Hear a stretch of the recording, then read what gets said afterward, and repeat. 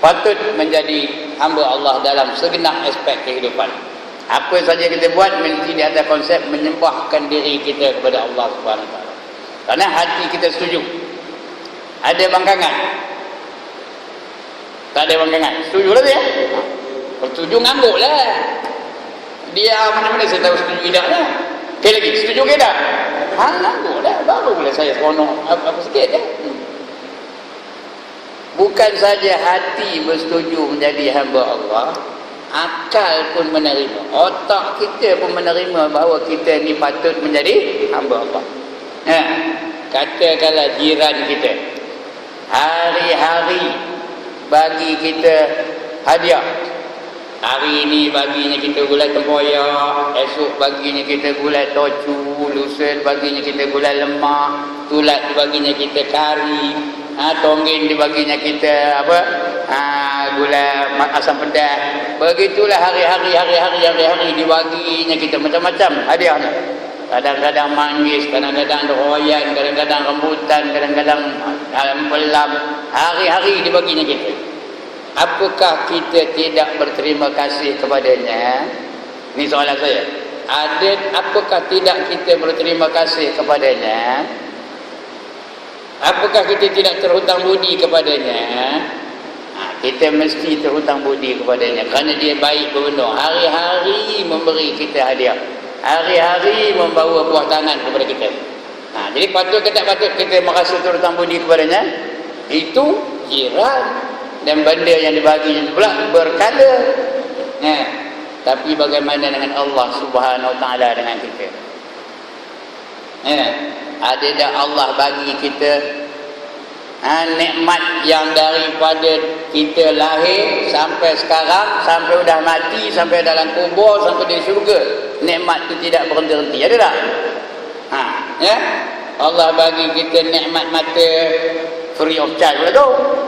Allah bagi kita nikmat telinga, Allah bagi kita nikmat kaki, Allah bagi kita nikmat tangan, Allah bagi kita nikmat cahaya, Allah bagi kita nikmat air, Allah bagi kita nikmat makan minum, Allah bagi kita berbagai-bagai jenis nikmat yang kalau kita nak bilang, kalau kita nak kira, kalau kita nak hitung, nescaya tiada terhitung oleh kita. Siapa boleh hitung nikmat Allah angkat tangan? Saya nak tengok benar mana kau boleh menghitung nikmat Allah. Siapa boleh bilang nikmat Allah angkat tangan? Tak boleh. Allah pun sendiri khabar. Wa in ta'uddu ni'matallahi la tuhsuha, kata Allah. Sekiranya kamu nak menghitung nikmat Allah, nescaya tiada terhitung olehmu. Hari ini kita tak terasa nikmat Allah. We just take them for granted only. Tahu ke orang putih ni? Kita rasa nikmat Allah tu just take for granted only. Tak ada rasa ianya sebagai nikmat. Bila sedar nikmat tu sebagai nikmat? Tuan-tuan, puan-puan, bila sedar nikmat tu sebagai nikmat? Bila dah hilang baru sedar. Kita sedar mata tu sebagai nikmat apabila udah butir baru sedar. Udah meraba-raba baru sedar dia tu nikmat. Kita sedar telinga tu sebagai nikmat dari Allah apabila udah apa? Bila udah apa? Udah pekak tak betul, udah labang. Tahu labang? Labang tu atas dari pekak lah. Baru sedar itu sebagai nikmat. Bila sedar kaki itu sebagai nikmat? Bila sedar kaki itu sebagai nikmat?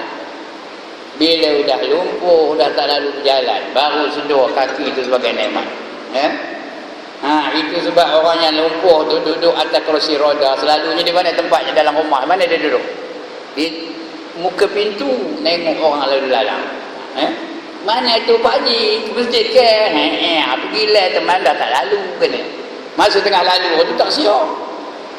Jenuh tu bila azan. Hayya 'alas solah, ni aja dia. Lepas itu baru rasa nyesal. Gila teman dah tak lalu kena. Usaha apa tuan-tuan dan puan-puan? Bila sedar rambut tu sebagai nikmat, bila kita sedar rambut tu sebagai nikmat, dah dua kali nanya ni. Bila kita sedar rambut tu sebagai nikmat, bila udah botak baru sedar rambut tu sebagai nikmat. Jenuh mencari minyak sapi, melumur kepala tu kau mau tumbuh. Haram mau juga. Baru sedar dia tu sebagai nikmat. Begitulah nikmat Allah. Daripada kita mula dilahirkan sampai kita zaman kanak-kanak, sampai zaman remaja, sampai zaman dewasa, sampai zaman tua, tak lekang-lekang dengan nikmat Allah Ta'ala. Sentiasa je nikmat tu ada pada kita. Tak minta sewa pula tu. Kalau Tuhan minta sewa mata kita ni, kamu bayarlah mata aku 2 kupang sejam, kata Allah. Enggak. Sehari berapa dia kena bayar? Berapa dia kena bayar sehari? Sebelah 2 kupang, 2 belah 4 kupang sejam. Sehari berapa duit? Ya Allah, tidak pernah tahu kira, kata dia belajar matematik kan? Sehari berapa duit? Sehari RM9 6 kupang. Saya sekarang dah 73 tahun umur. Sehari RM9 6 kupang. 73 tahun kali 365. Apa? Sudah tak terbayar kita. Itu baru mata. Tak masuk telinga. Tak masuk kaki. Tak masuk tangan.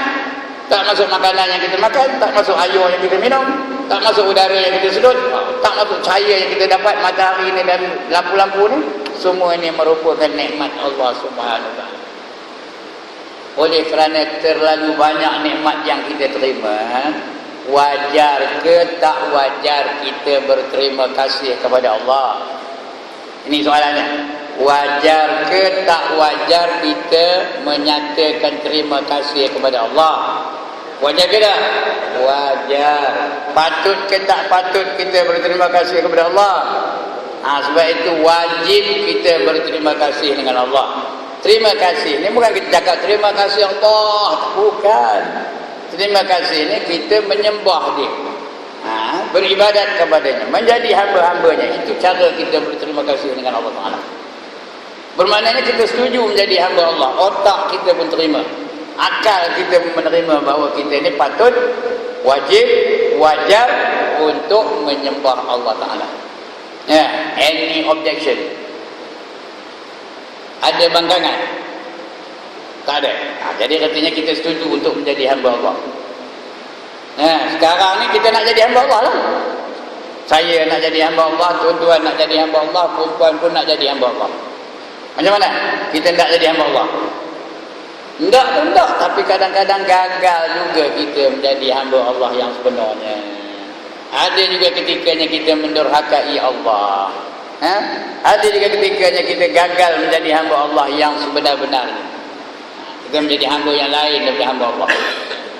Kadang-kadang hamba dunia, kadang-kadang hamba bos, kadang-kadang hamba bangsa, kadang-kadang hamba macam-macam dah selain daripada hamba Allah. Pasal apa gagal?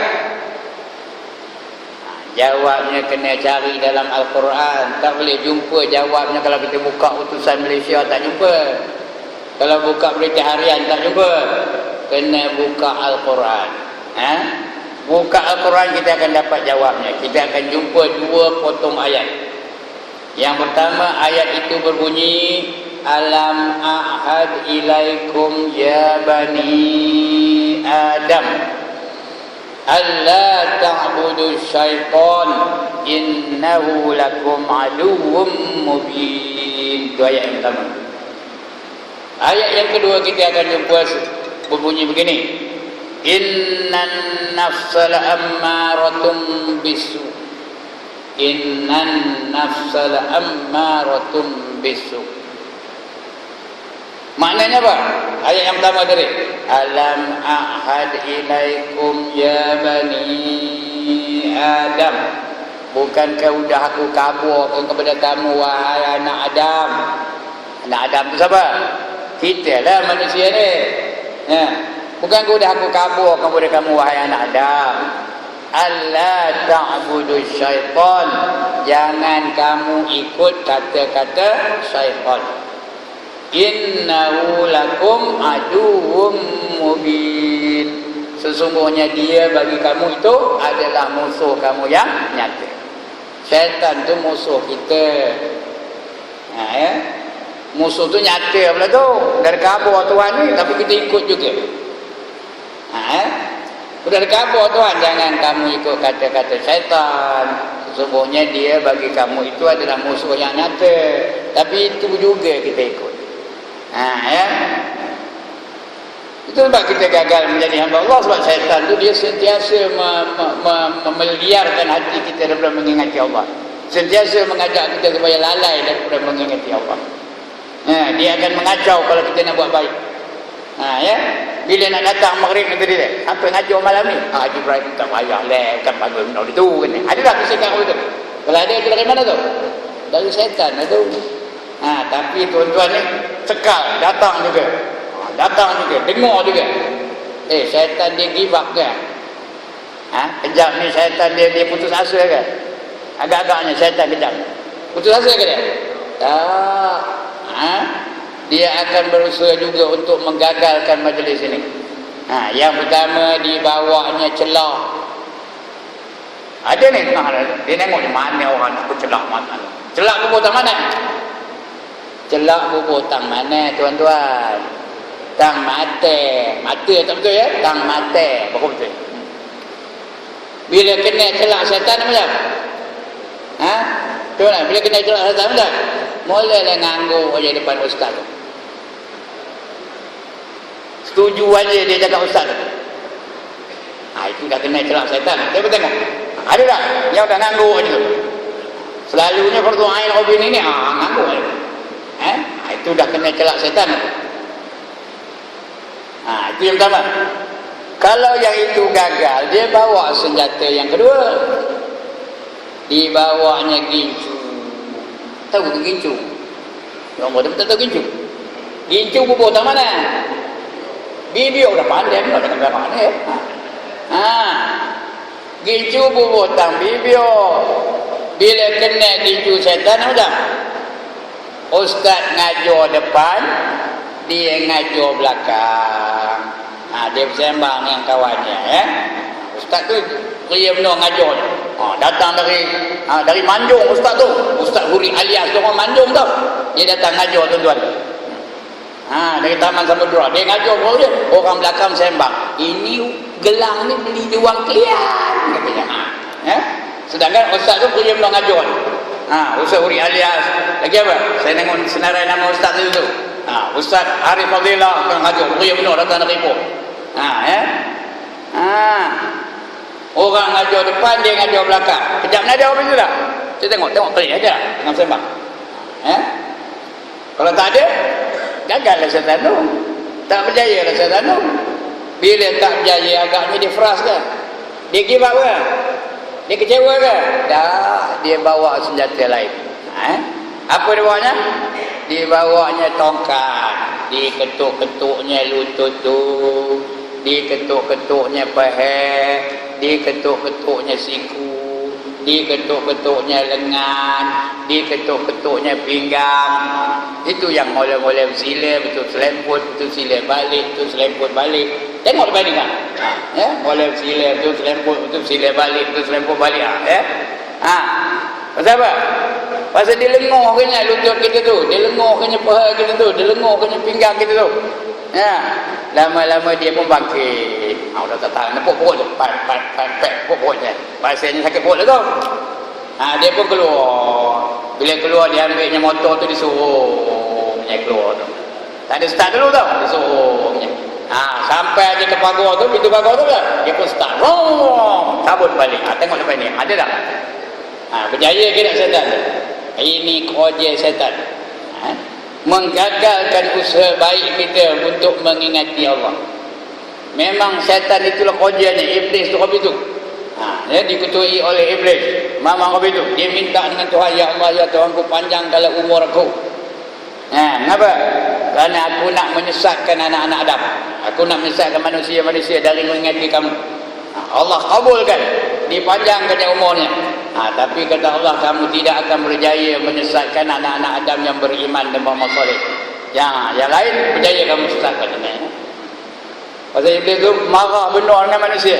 Kenapa marah dengan manusia? Pasal dia, sebab manusia lah dia jadi kafir. Itu Iblis. Kerana manusia dia jadi kafir. Kerana Allah perintahkan Iblis supaya sujud kepada Nabi Adam. Wa in qulna lil malaikati isjudu li Adam fasajadu illa iblis aba wastakbar. Ingat ketika kami perintahkan kepada malaikat-malaikat supaya sujud kepada Adam.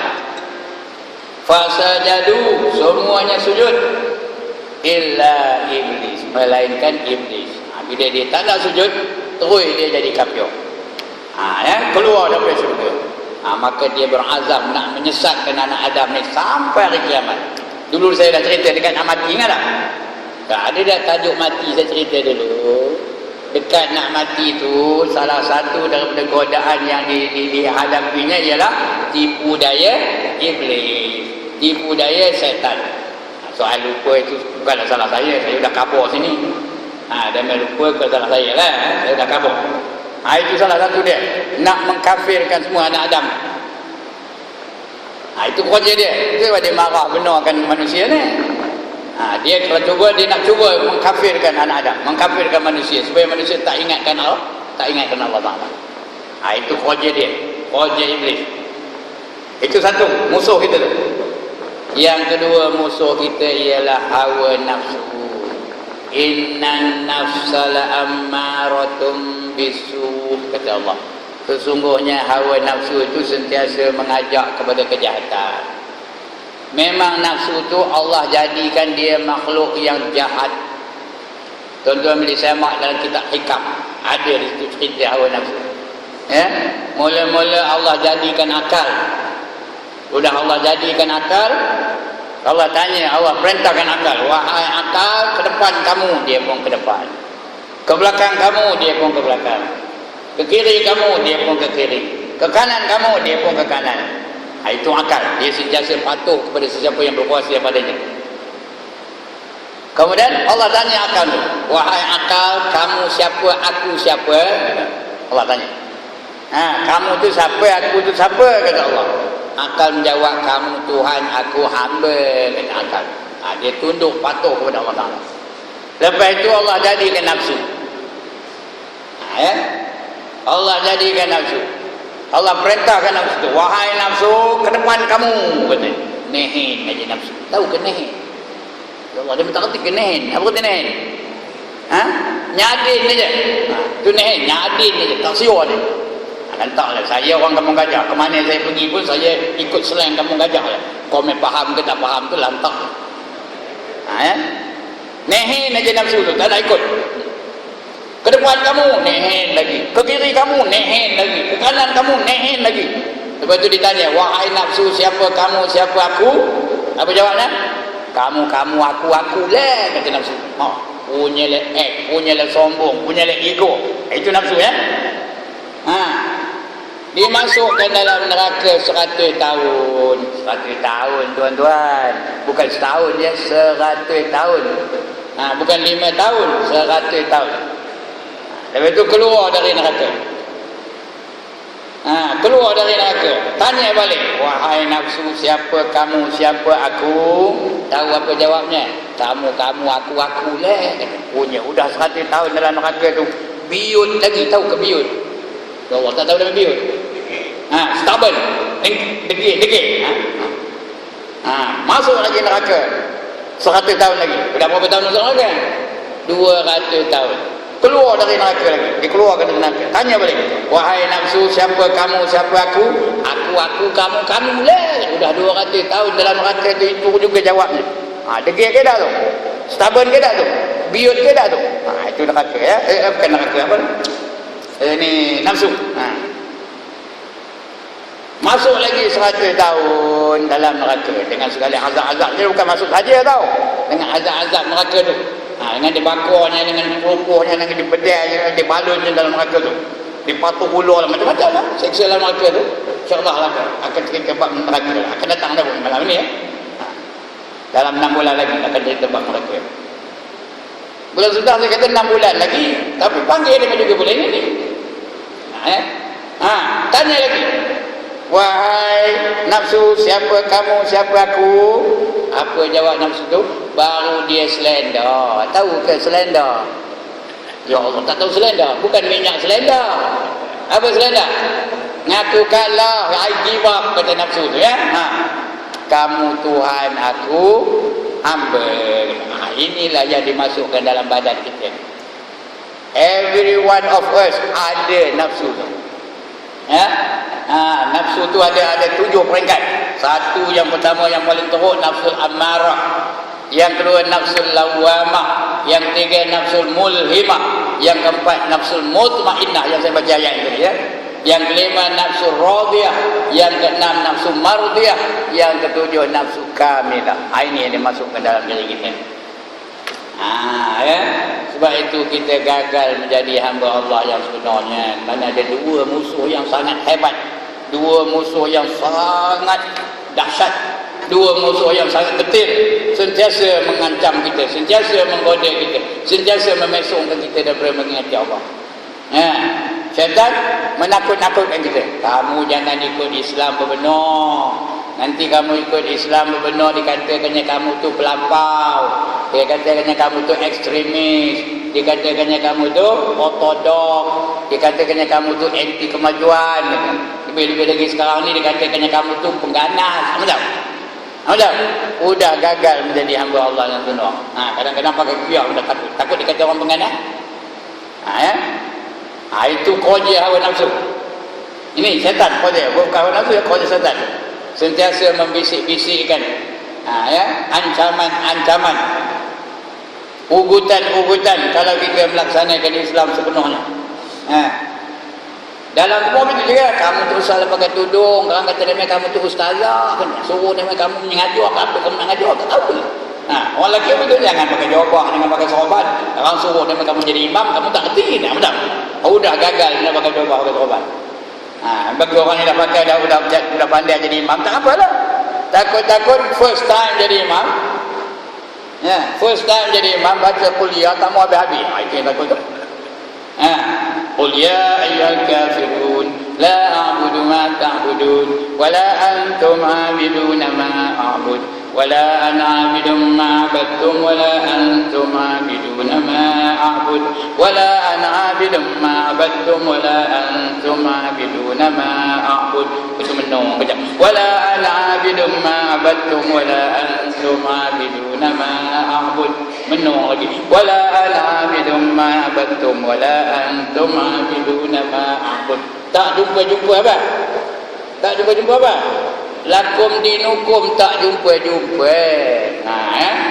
Di belakang tu ada mamak cendol. Ni nak lekat jual cendol. Apa tu imam ni pusing-pusing. Sudahnya dia jerit dari belakang. Hei, lakum dinukum taramarika. Baru lakum dinukum waliyadin. Sebab itu tuan-tuan, kalau first time jadi imam, jangan harus baca kuliah ayat kafir. Baca ayat yang dia tolak tak tumbang punya. Qul huwallahu ahad, bacalah ya. Lagi satu, jangan harus baca wattin tau. Jangan harus. Kalau first time dah lain macam tu imam. Ini dia sudah profesional ya. Kalau baru-baru first time, jangan harus baca wattin. Dia gemar dengan susah tau. Thumma radadnahu asfala safirin illa allazina amanu wa 'amilus solihati wa tawasaw bil haqq wa tawasaw bis sabr. Itu ngaku balik. Bila pula aku baca ulang seri. Aku baca wattin. Jadi jangan harus baca wattin ya. Nak baca qul huwallah. Nak baca apa lagi? Baca inna a'tayna, baca wal asri. Ini nasihat dari saya, bukan dalam kitab ni. Nasihat orang tua yang ada pengalaman tahu. Ini dia. Syaitan kerjanya mengancam kita. Maka gagallah kita menjadi hamba Allah yang sebenarnya. Itu yang sekerat buat, sekerat indah, yang ini terima, yang ini tolak, yang ini apa? Yang ini kita amalkan, yang ini kita tinggalkan. Kenapa? Godaan syaitan dan hawa nafsu. Nafsu pula ngajak orang buat jahat. Itu saja kerjanya. Mari kita menari, mari kita berjoget lambah, come to Marlboro country, Guinness Stout is good for you. Itu nafsu punya kerja. Itu sebab ayat yang saya baca tadi, innan nafsal ammaratum bisu' ni. Ayat itu dalam surah Yusuf, tahu? Mengapa dalam surah Yusuf? Kerana nak menceritakan kepada kita tentang peristiwa Nabi Yusuf cuba digoda oleh mak angkatnya sendiri. Dia ada mak angkat, isteri kepada Perdana Menteri Mesir pada ketika itu. Namanya Siti Zulaikha. Orang Melayu sebut Zulaikha, tak betul tu, Zulaikha. Dia cuba menggoda Nabi Yusuf. Nabi Yusuf ni adalah pemuda yang paling cantik dalam dunia, dulu, kini dan selama-lamanya. Itu Nabi Yusuf. Tak ada orang yang boleh menandingi kecantikan Nabi Yusuf. Sebab itu tuan-tuan, itu tuan dia, anda jangan jealous tau. Tuan-tuan ni, kalau dia layak masuk syurga besok, Allah akan bangkit tuan-tuan nanti secantik Nabi Yusuf. Tak ke tanda. One more time, tak ke tanda. Secantik Nabi Yusuf, bukan serupa Nabi Yusuf, secantik. Apa dia lah, saya apa saya lah, tuan-tuan apa tuan-tuan lah. Tidak mana nak kenal mana nak kenal ini Leman, ini Manam, ini Yusri, ini mana nak kenal apa dia, tapi secantik Nabi Yusuf. Dan Siti Zulaikha pula adalah perempuan yang paling cantik.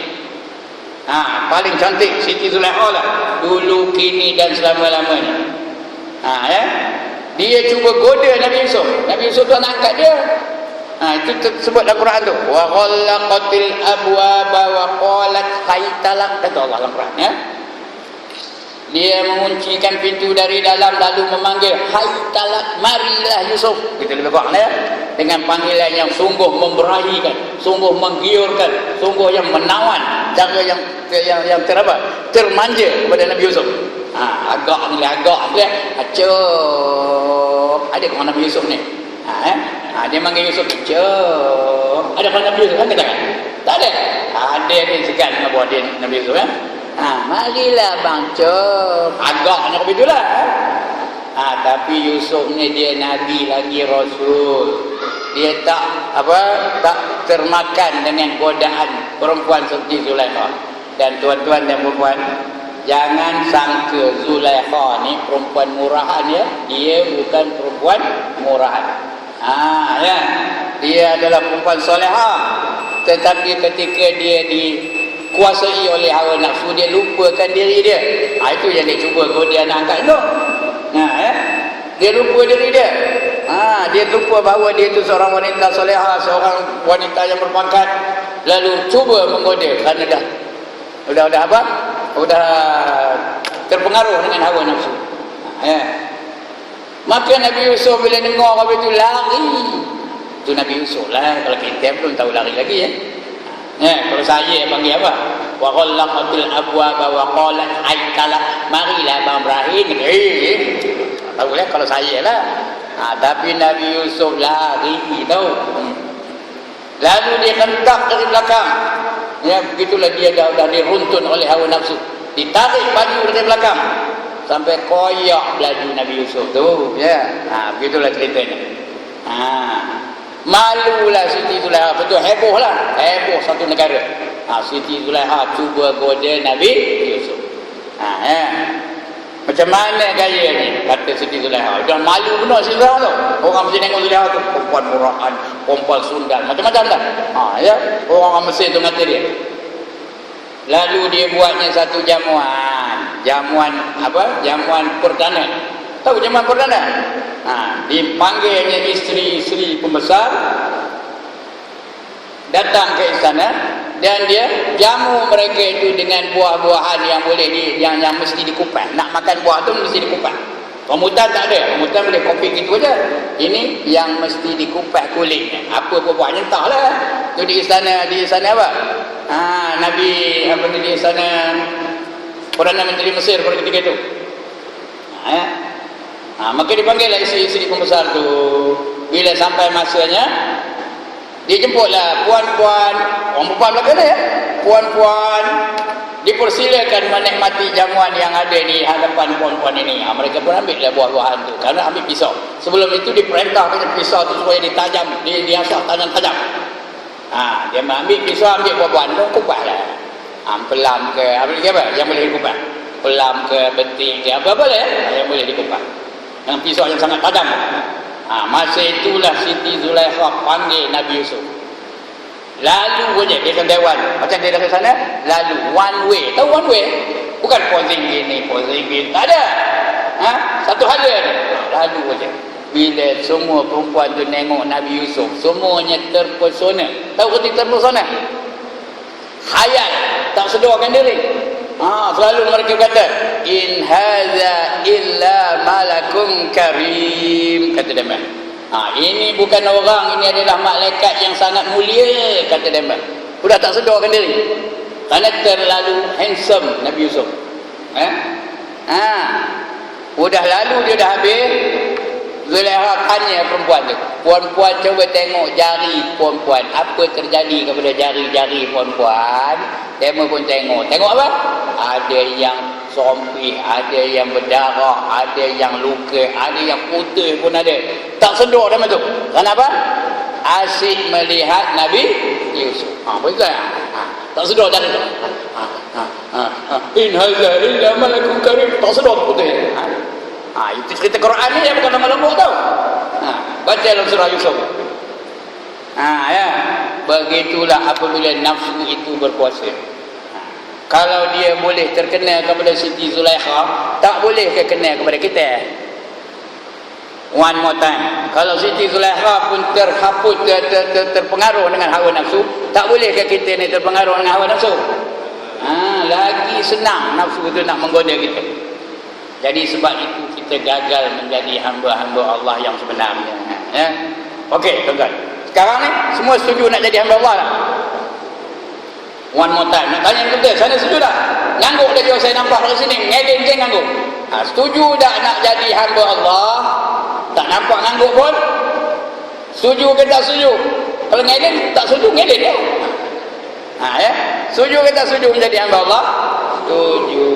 Kita semua nak jadi hamba Allah, ya. Atas, tahu ke atas? Bila nak jadi hamba Allah, lepas ini jangan balik-balik. Duduk aja dalam masjid, ya. Wirid lah, zikir lah, baca Quran lah, semayang lah. Begitu kan? Nak jadi hamba Allah, nak begitu kan? Jangan balik-balik, jangan makan, jangan minum, jangan tidur dengan isteri, jangan apa pun jangan buat. Wirid, subhanallah, subhanallah, subhanallah, subhanallah, alhamdulillah, alhamdulillah. Tapi itu ke dia suruh kita beribadah kepada Allah? Tapi itu ke bukan? Bukan. Ya. Kita buat macam biasa, tetapi di atas konsep penyembahan kepada Allah Ta'ala. Di atas konsep menjadi hamba Allah Ta'ala. Itu buat kerja biasa kita. Yang bekerja sebagai cikgu jadi cikgu, yang bekerja sebagai askar jadi askar, yang bekerja sebagai polis jadi polis, yang bekerja sebagai kerani jadi kerani.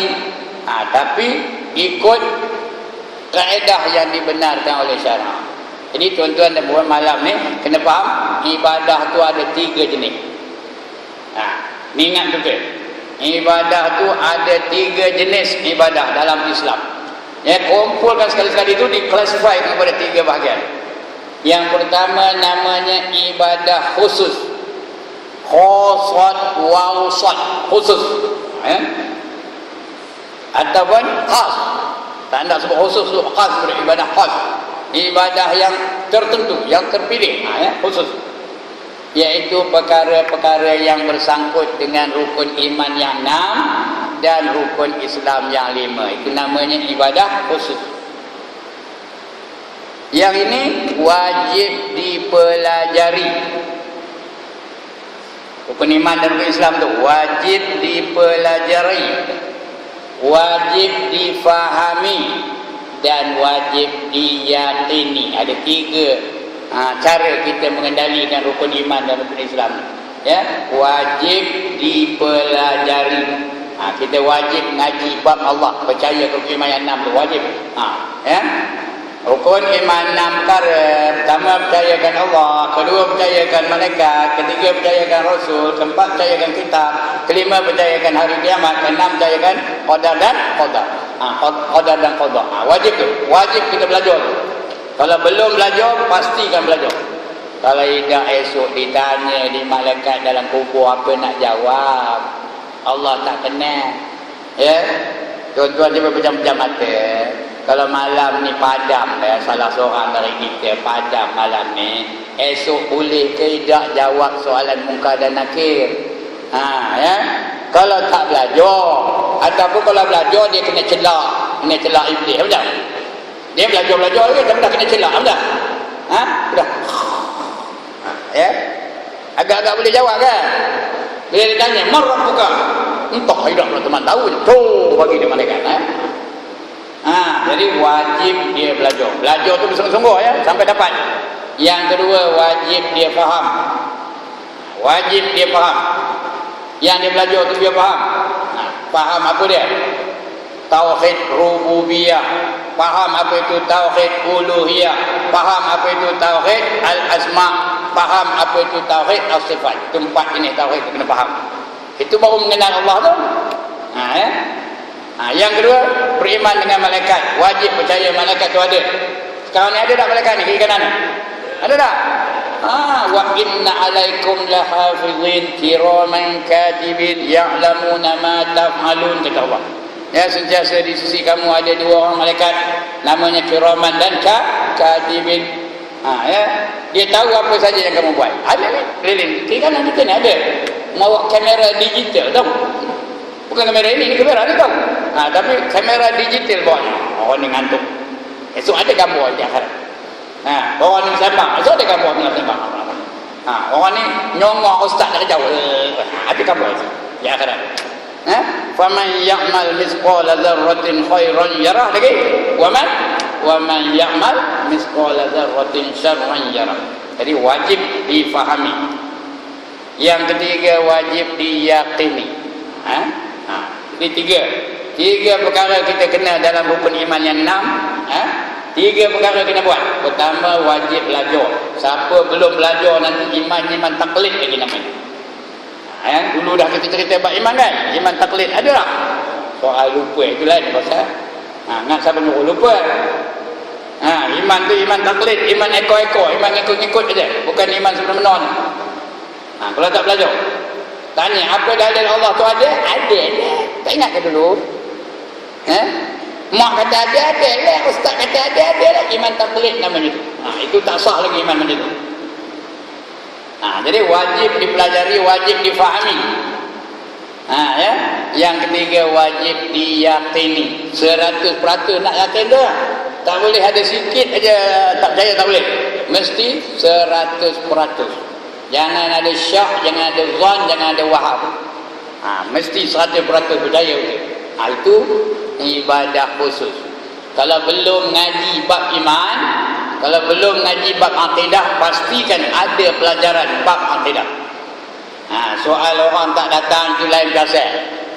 AJK masjid pastikan ada satu pelajaran yang mencerita tentang akidah Islamiah yang benar. Soal orang datang ke tak datang tu bukan tanggungjawab kita. Tanggungjawab kita mengadakan ruangan, mengadakan arena supaya mereka boleh mengaji akidah yang sebenar. Kalau dah ada, alhamdulillah. Saya tak tahu ada ke tak ada nak. Tapi saya tengok itu ada tu, ada tauhid yang ada tu. Itu yang pertama. Itu namanya apa? Rukun iman. Yang kedua, rukun Islam. Rukun Islam tu ada 5. Yang ini wajib dipelajari, wajib difahami, wajib diyakini, dan ada lagi satu tambahan, wajib diamalkan. Itu rukun Islam yang 5 ya. Wajib dipelajari, kena belajar tuan-tuan. Nak semayang kena belajar semayang. Kerana rukun Islam tu masuk semayang ya. Wajib belajar semayang, wajib belajar mengucap, wajib belajar membaca tahiyat, wajib belajar membaca Fatihah dan sebagainya. Apa saja yang terkandung dalam rukun Islam yang 5 itu wajib dipelajari, wajib difahami. Yang ketiga, wajib diyakini. Kena yakin. Yang keempat adalah wajib diamalkan, wajib dilaksanakan dalam hidup kita. Itu nama ibadahnya, ibadah apa? Ibadah khusus. Kali lagi, apa nama ibadah tu? Ibadah khusus. Saya kata ada 3 jenis ibadah ya. Ibadah khusus. Ingat ni sampai mati tau. Bukan kejap lagi ingat ni. Nak ingat bila? Sampai mati. Ibadah khusus.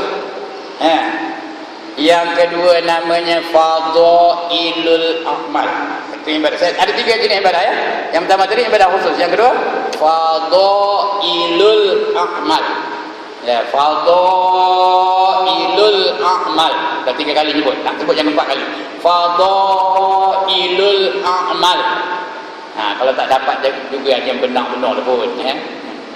Dah jenuh ngabur 4 kali sebut. 5 kali. Fadailul a'mal. Boleh ingat tak? Tak ada committed pun. Boleh ingat tak? Boleh. Alhamdulillah. Tidak penat saya datang dari kampung ni ya. Kalau tak dapat fadailul a'mal dah 6 kali sebut dah. Artinya amalan-amalan utama. Ya, yang mengandungi benda-benda yang sunat-sunat. Semayang bukannya wajib, semayang sunat. Yang itu kena buat. Yang tadi rukun Islam yang 5 tu semayang wajib ya. Ini dah. Dia tak wajib, sunat. Semayang sunat betul, puasa sunat betul. Pakaian sunat betul. Apa sajalah yang sunat-sunat. Sedekah sunat, ada sedekah wajib, ada sedekah sunat. Ini yang sunat-sunat ya. Bacaan yang sunat, zikir yang sunat, wirid yang sunat, apa saja yang hukumnya sunat. Itu namanya fadailul a'mal. Macam kita lepas mayang tadi, la ilaha illallah wahdahu la syarikalah, lahul mulku wa lahul hamdu yuhyi wa yumiit wa huwa ala kulli syai'in qadir. Apa hukumnya? Sunat. Jadi kena buat. Ya. Benda-benda yang sunat-sunat tu. Kenapa? Yang buat yang sunat-sunat itulah mendatangkan kasih sayang dari Allah Ta'ala.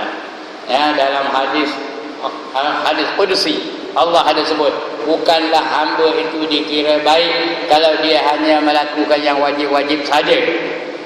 Tetapi dikira mereka itu baik apabila dia melakukan di samping yang wajib-wajib, dia melakukan yang sunat-sunat. Sehingga aku kasihkan dia. Sampai Allah kasihkan orang yang melakukan yang sunat-sunat tu. Apabila aku kasihkan dia, ya, pandangannya adalah pandanganku, kata Allah ya. Itu hadis kursi tu. Pendengarannya adalah pendengaranku, pertuturannya adalah pertuturanku, perjalanan dia adalah perjalananku, gitu lah. Apa saja kita buat Allah pelihara. Itu nak buat yang sunat. Tak wajib tapi sunat. Sebab itu tuan-tuan jangan duit aja bibi orang dengar sunat tu tau. Allah sunat bukan wajib. Sekali lagi, bukan wajib, sunat aja. Ada tak orang apa tu? Ada ke tak ada? Jangan pun mudah-mudahkan yang sunat ya. Yang sunat-sunat kita nak buat kerana mendatangkan kasih sayang Allah Ta'ala. Bila kita buat yang wajib dan yang sunat, istiqamah betul. Yang wajib buat semua, yang sunat buat sebanyak-banyak mungkin, istiqamah juga, maka Allah akan bagi kita akhlak yang baik. Siapa tanda akhlak yang baik angkat tangan? Allah bagi akhlak yang baik. Allah datangkan dalam badan kita ni, dalam diri kita ni, dalam kepala kita tu, Allah bagi sabar. Hendak ke tanda? Allah bagi qanaah, hendak ke tanda? Allah bagi ridha, hendak ke tanda? Semua hendak belaka. Allah bagi tawakal, hendak ke tanda? Allah bagi zuhud, hendak ke tanda? Allah bagi ikhlas, hendak ke tanda? Ini semua mendatangkan pahala yang besar belaka ni. Kerana yang itu yang Allah nilai yang sebenarnya. Bukan semayang tadi yang Allah nilai, itu Allah nilai juga, tapi tak ada banyak nilainya. Pahalanya sikit, duduk bangkit kita tu sikit. Yang Allah hendak bagi pahala besar, khusyuk dalam semayang. Itu yang besar pahalanya. Semayang tadi berpahala dah juga, tapi tak ada besar benar. Yang besarnya khusyuk dalam semayang. Tapi hendakkan khusyuk. Kalau hendakkan khusyuk, semayang lah. Kita mana datang khusyuk? Boleh ke tengah duduk orang semayang letaklah kau aku nak khusyuk dalam semayang, boleh?